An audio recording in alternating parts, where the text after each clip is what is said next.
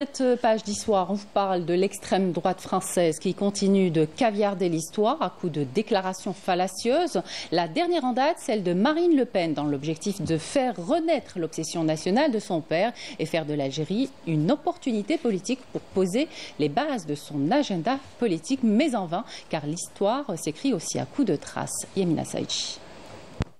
Dans une récente interview, Marine Le Pen, qui selon certains analystes constitue un danger pour la France, continue de nager en eau trouble et multiplie les déclarations populistes en faisant de l'Algérie son principal fonds de commerce.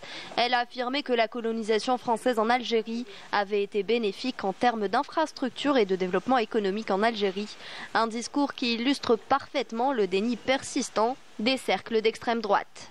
Cette rhétorique tente de masquer les massacres, l'exploitation et la répression brutale subies par les Algériens sous domination coloniale.